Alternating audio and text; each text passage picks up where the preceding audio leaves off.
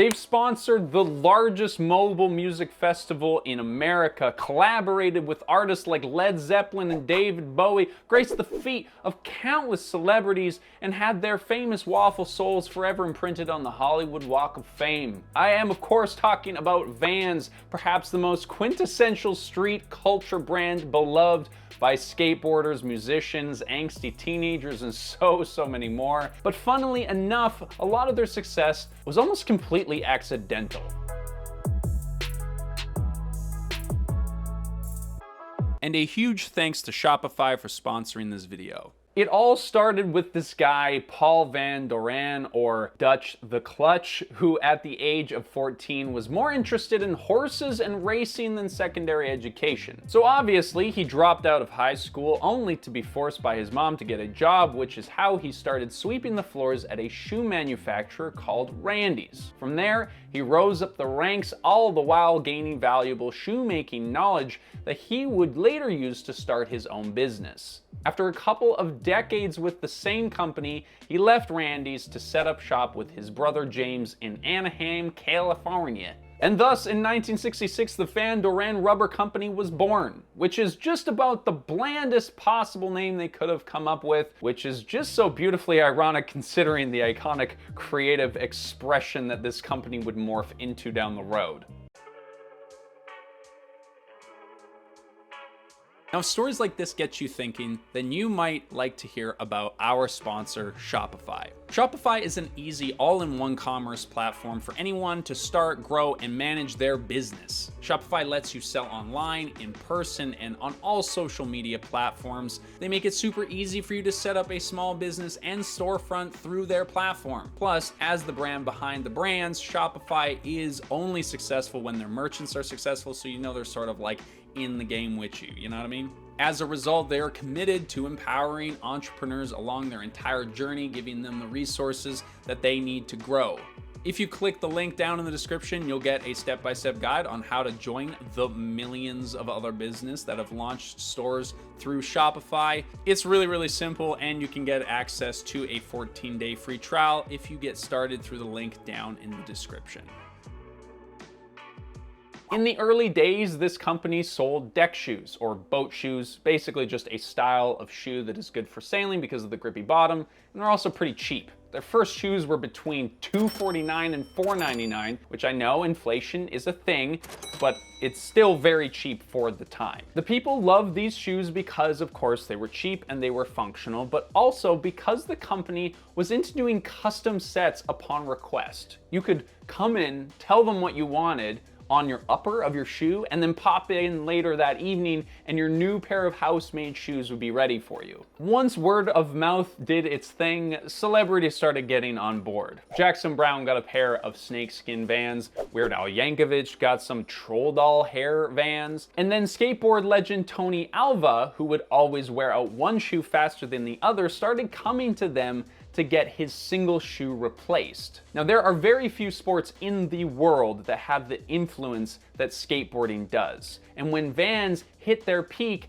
it was just about when skateboarding was taking over the streets. Now, these early Van Doren shoes weren't intended for skateboarding, but just like cargo shorts on middle-aged men, they just kind of came together at the right time. Now, we're going to talk about how skateboarding has shaped this company in a minute, but let's talk about the shoe itself. The original vision was to make affordable shoes with solid grip, and they did this with vulcanized rubber and their trademark waffle sole. Vulcanized rubber is just normal rubber, processed with sulfur and heat to create a stronger, more elastic material, such as what is used for car tires. Today, the Vans process actually looks very similar to those early days.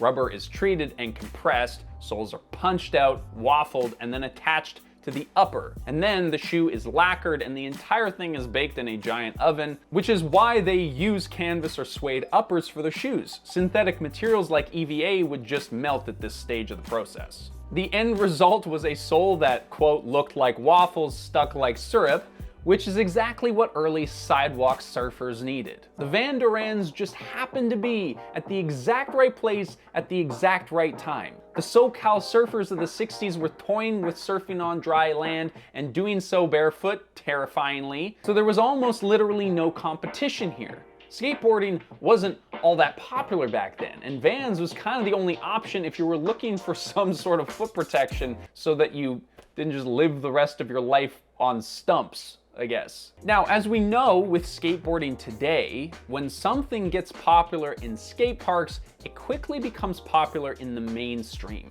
But this was early days, and nobody would have expected this fringe section of society to have any influence. But what the brothers lacked in creativity, they made up for in adaptability. One of the defining features of Vans is their ability to listen to their customer base and adjust accordingly. When customers rightly shortened their horrible name to Vans, the brothers just rolled with it. When the kids started sketching on their shoes, Vans mimicked their designs with their famous checkerboard print. When skateboarders started dominating the majority of their sales, Vans embraced this community despite some of their prickly edges. They handed out free products to big names and then brought on high-profile skaters like Tony Alva and Stacy Peralta to help design shoes specifically for skateboarders. This would essentially be their original deck shoe, the Authentic, with some extra padding and ankle support. While everyone else was kicking skateboarders out of the parks, Vans had their backs, and they ended up helping each other out immensely. Next thing you know, Sean Penn is insisting that his surfer stoner character Jeff just needs those checkerboard slip-ons to be fully actualized. And boom, Vans reached worldwide Hollywood fame in a way that tied it specifically to that offbeat culture. You can honestly say that skateboarders literally gave Vans their name and also their slogan. Their off-the-wall tagline was inspired by skaters in the 70s landing new tricks by skating off the walls of empty pools.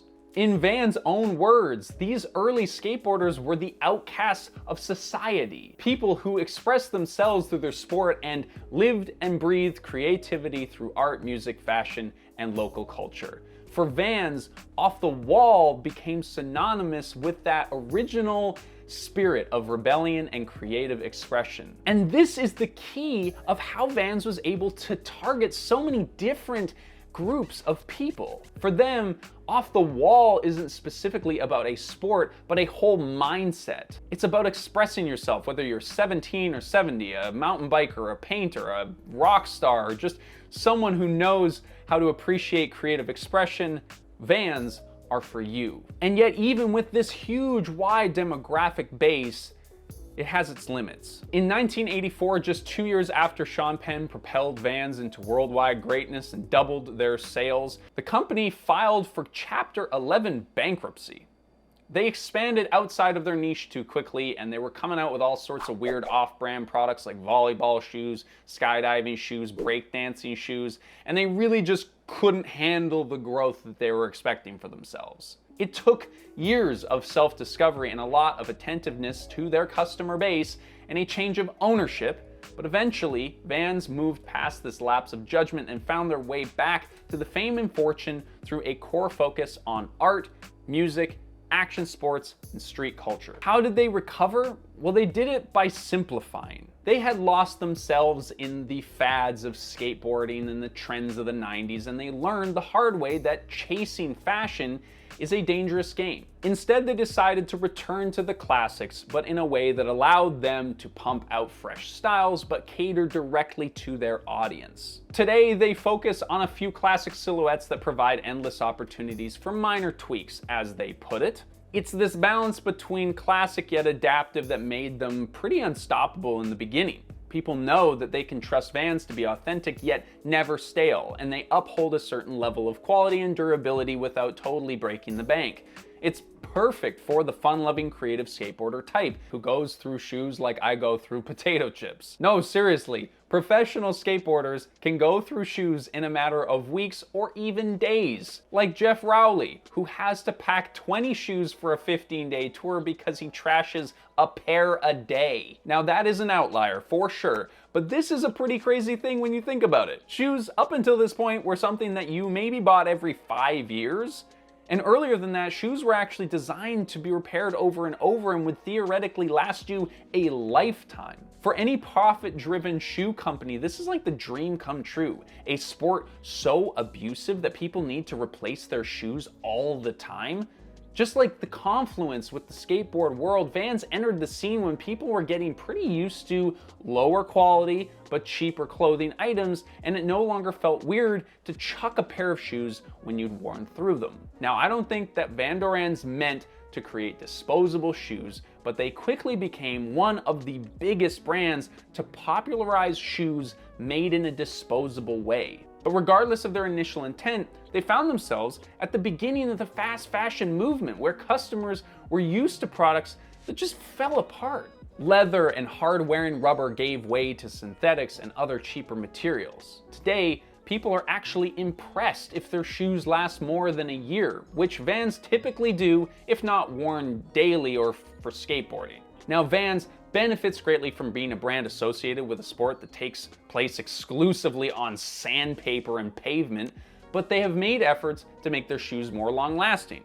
In 2021, they released an updated line of skate shoes specific for skateboarding, which had the look and feel of the classic models, tailored even more specifically to skaters. And importantly, they're more durable, with thicker treads and higher sidewalls and reinforced materials where shoes were known to wear out the most often. Their normal lines don't have the same level of durability though, and wear out in predictable places like around the heel, the toe, and the footbed. If you're like me, for example, your shoes always wear out in the heel, and your shoes are basically in perfect condition except for that hole at the back there, which gets your whole foot wet the minute that there's any rain. Now, if you've watched this channel and you know what we're about, you probably say, well, why don't you just take it to a cobbler and repair it?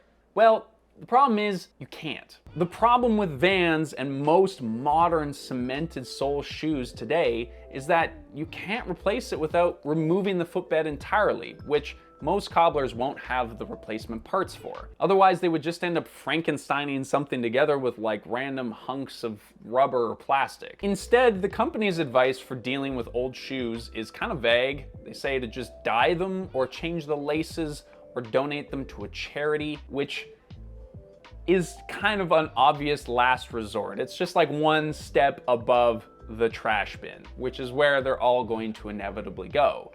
The sad reality is that even if we were able to recycle shoes, there's way too many unwanted shoes and not enough solutions to deal with them.